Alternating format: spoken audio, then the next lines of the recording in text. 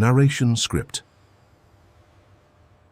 Inside Sony's 8K OLED Megaplant, how ultra-premium displays are crafted, using 8B technology. Right now, somewhere in a sealed building in Japan, a machine is placing atoms one by one onto a sheet of glass thinner than a human hair. You cannot see these atoms, you cannot feel them, but in 72 hours, they will become the most advanced television screen ever manufactured by human hands. This is not science fiction. This is happening right now, inside one of the most restricted factories on the planet, a place where the air is 10,000 times cleaner than the room you are sitting in, where a single particle of dust smaller than a red blood cell can destroy 6 months of work. And today, for the first time, you are going inside. What you are about to witness has never been shown in this detail before. The companies that build these displays guard their processes with the same intensity a government protects classified weapons research. There are rooms in this facility that fewer than 40 people on Earth have ever entered, and the reason is simple. The technology inside this building represents decades of research and billions of dollars of investment, all converging on a single goal, placing light itself under absolute human control. Most people will never think about what it takes to build a television. They will unbox it, mount it on a wall, and press a button. But behind that single moment lives one of the most complex manufacturing processes in modern civilization, a process that combines particle physics, chemistry, robotics, and a level of precision that would make a Swiss watchmaker nervous. The screen you're about to watch being born contains over 33 million individual pixels. Each one of those pixels is made of 3 self-emitting organic compounds, red, green, and blue, each thinner than a single wavelength of visible light.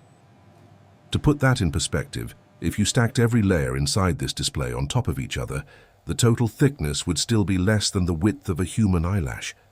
And every single one of those layers must be perfect. Not almost perfect, not good enough, perfect. Because at 8K resolution, your eyes will find every flaw.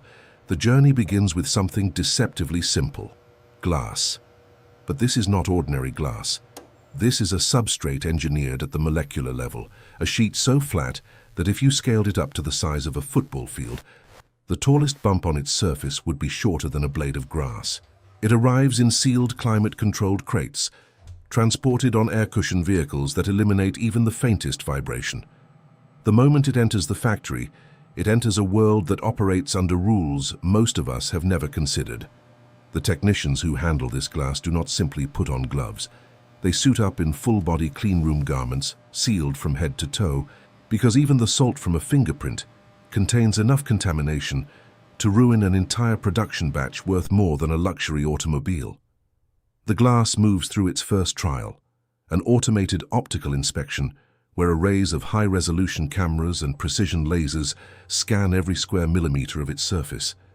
They are searching for defects invisible to the naked eye, micro-scratches thinner than a spider's silk thread, inclusions smaller than a bacterium. The glass that passes this inspection, and not all of it does, moves forward into an ultrasonic washing chamber where jets of ultra-pure deionized water so clean it would dissolve the minerals off your teeth, strip away any remaining contamination.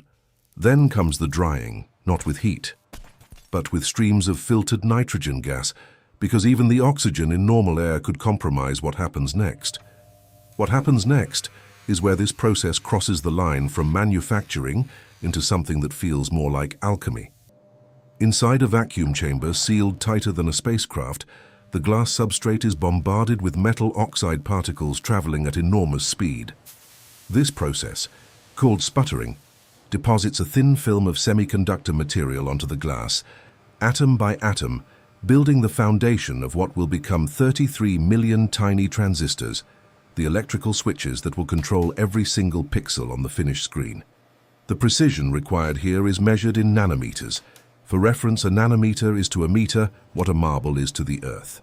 That is the scale at which this factory operates every minute, every hour, every day. But depositing the transistor layer is only the beginning. The real magic starts with photolithography, a process borrowed from the semiconductor industry and scaled up to dimensions that would seem impossible.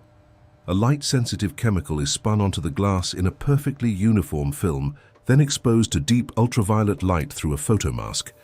a stencil containing the circuit pattern of millions of transistors. The light hardens the exposed areas and leaves the rest vulnerable. Chemical etching then dissolves away the unwanted material, revealing a microscopic circuit pattern so intricate that if you could see it with your own eyes, it would look like an alien city viewed from orbit. Now comes the moment that separates this technology from everything that came before it. In a conventional LCD television, the screen itself does not produce light. It merely filters a backlight, which means the blacks are never truly black and the colors are never truly pure. But in an OLED display, every pixel is its own light source. Every pixel is alive, and creating those self-emitting pixels is one of the most delicate manufacturing processes in existence. Inside a vacuum chamber the size of a small room, crucibles of organic compounds are heated until they sublimate, transforming directly from solid to gas. These organic molecules rise and deposit onto the glass in layers thinner than the wavelength of the light they will eventually produce. Red, green, blue. 3 separate organic materials, each with its own molecular structure, each deposited through a fine metal mask containing millions of microscopic apertures, each aperture aligned with submicron accuracy to ensure that every subpixel lands exactly where it belongs. If the mask shifts by even 5 micrometers, roughly 1/20th the width of a human hair, the entire panel is ruined. Once the emissive layers are in place, the panel must be sealed immediately. OLED organic compounds are extraordinarily sensitive to moisture. A single molecule of water vapor penetrating the encapsulation layer would begin a chain reaction of degradation that would eventually kill the pixel. So the panel is encapsulated inside a nitrogen-filled glove box, sealed with alternating layers of organic and inorganic barrier films that create a molecular fortress around the emitting materials. This barrier must block moisture at a rate of less than 1/millionth of a gram per square meter per day. To put that in context, that level of protection is more airtight than the seals on the International Space Station. The sealed panel then enters a UV curing tunnel, where controlled ultraviolet light cross-links the barrier polymers into their final hardened state. The chemistry is locked. The pixels are protected, and the panel, still part of a larger mother glass sheet, is ready to be separated into its final form. A diamond-tipped scribing wheel scores the glass with a precision fracture line, and a mechanical braking bar applies exactly the right amount of force to separate the individual panel cleanly. The edges are then polished to optical smoothness, because even the edge of the glass matters when you are building something that will sit in someone's living room as a piece of functional art. What follows is a sequence of assembly steps that transform the raw OLED panel into a complete television, and each one carries its own demands for precision.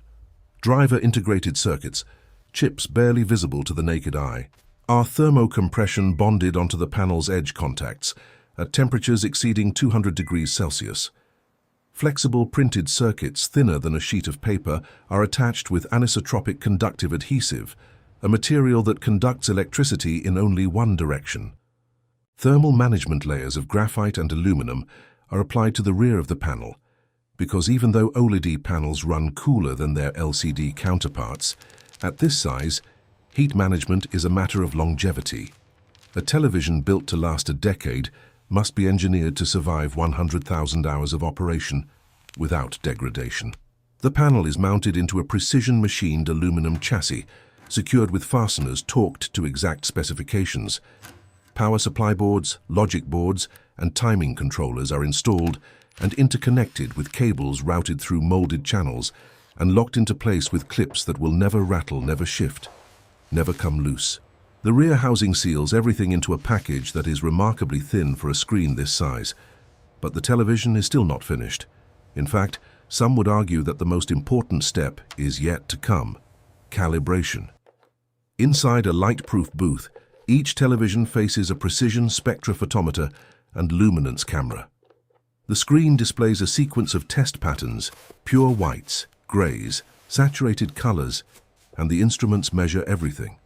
Brightness uniformity across the entire panel, color accuracy in over 1,000 measurement zones, gamma response, white point, peak luminance. The factory calibration software then adjusts each individual pixel's output, to ensure that what you see when you watch this television is not just close to reality, it is indistinguishable from reality. This is what the industry calls a reference display, a screen so accurate that Hollywood colorists would trust it to grade a feature film. After calibration comes the final gauntlet. Dead pixel inspection under full black and full color fields, searching for even a single rogue pixel among 33 million. Burn-in stress testing that pushes the panel to its thermal and electrical limits for hours. Electrical safety testing that applies voltages far beyond normal operating range. And finally, a cooling stabilization period where the television rests, reaching thermal equilibrium before a human inspector conducts a final visual examination by hand, checking every surface, every edge, every seam. Only then is the protective film applied to the screen. Only then is the stand assembled and attached. Only then does this television, this culmination of particle physics, organic chemistry, precision robotics, and obsessive quality control, get lowered into its foam cradle, sealed into its box, wrapped onto a pallet and loaded onto a truck that will carry it to a warehouse, then a store, then a living room, where someone will unbox it, mount it on a wall, and press a single button. They will never see the clean room. They will never see the plasma glow inside the vacuum chamber, or the diamond wheel scoring the glass, or the organic molecules rising like invisible smoke to form pixels thinner than light. They will never know that the air around this screen was once 10,000 times purer than a hospital operating room, or that a robot placed atoms onto its surface one by one with a precision measured in billionths of a meter. They will simply see a picture so real it takes their breath away. And that, in the end, is the greatest engineering achievement of all. Technology so advanced that it disappears completely, leaving nothing behind but pure, perfect light.